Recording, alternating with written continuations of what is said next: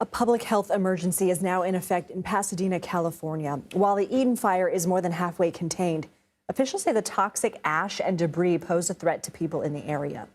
4 fires are still burning in the LA area. Wind gusts are easing, making conditions easier for firefighters. But Los Angeles Mayor Karen Bass is urging residents to continue to pay attention to evacuation orders. If you're in an area where you're not supposed to be, please leave. If you're in an area that is still facing a warning, please get ready to leave now and consider leaving early. Let's go ahead now to CBS News reporter Andres Gutierrez in the Pacific Palisades neighborhood. Andres, thank you for being here. What are the conditions like right now, and what is the wind forecasted to do? Well, good day, Lindsay. At this point, there is just a gentle breeze here in Palisades area. You could see that there is a gentle breeze, just enough for that flag to be waving there in the distance. The red flag warning, one only in place just north of us in Ventura County, where they may experience wind gusts of up to 20 miles per hour in the Acton and Simi Valley areas. The fire chief noted today during the news conference that while they did experience those Santa Ana winds yesterday, it did not cause the Palisades fire to expand. As of now, it has burned more than 23,000 acres, and they've contained 22% of it. They have until Monday to continue increasing that containment area before the Santa Ana winds pick up again through the region during that day on Monday. Officials have said it'll be at least another week before residents can make it back to the fire zone. Right now, utility crews are making sure that there is no danger to the public, and that includes cutting off the natural gas lines as well as the electrical lines, because the last thing they need is for folks to get back to this zone, to come across a down line, and they throw back the energy on and for that person to get electrocuted.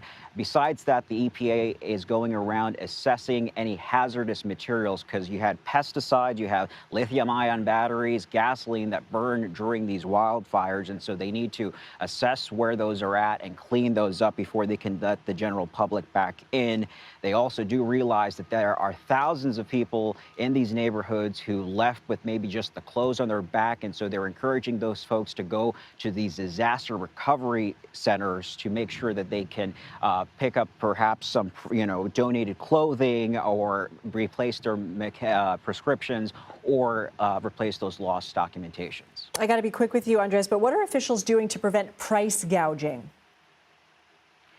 Well, the Attorney General said that they are opening investigations into price gouging here during any natural disaster. It is against the law, state law, to charge more than 10% of whatever prices were, but they are apparently happening, and so they are encouraging folks to report it to them. There is a hotline if there is any instance of price gouging, and that is 800-952-5225. Andres Gutierrez, thank you. California Governor Gavin Newsom is banning what he calls predatory land buyouts of property damaged by the fires.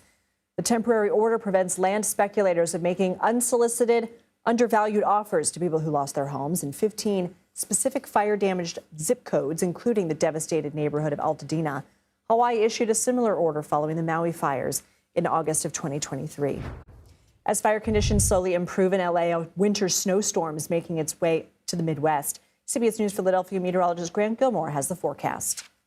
So we're beginning to see some improvement across Southern California. Still a concern for some fire weather today. A red flag warning in effect for portions of Los Angeles and Ventura County today through 3 o'clock Pacific time this afternoon. Now, those wind gusts are still a little bit breezy today, so we've got an elevated risk for fire weather through the afternoon. But the good news is, though, that conditions will be much better tomorrow with some higher relative humidity moving in. Wind gusts today, 15 to 20 miles per hour, maybe occasionally gusting up to around 30 miles per hour. But again, as we go into the day tomorrow, I think they die down, becoming a little breezy tomorrow afternoon. But with that humidity, there will be a definite smaller risk for that fire danger tomorrow. Meanwhile, across the Great Lakes into the Northeast, tracking a system that could actually bring 6 to 12 inches of snow to the highest elevations, to the Appalachians through West Virginia. And then this Arctic blast begins to nose in from the north as we go into Friday and Saturday. Look at some of these forecast high temperatures. Focus on Minneapolis.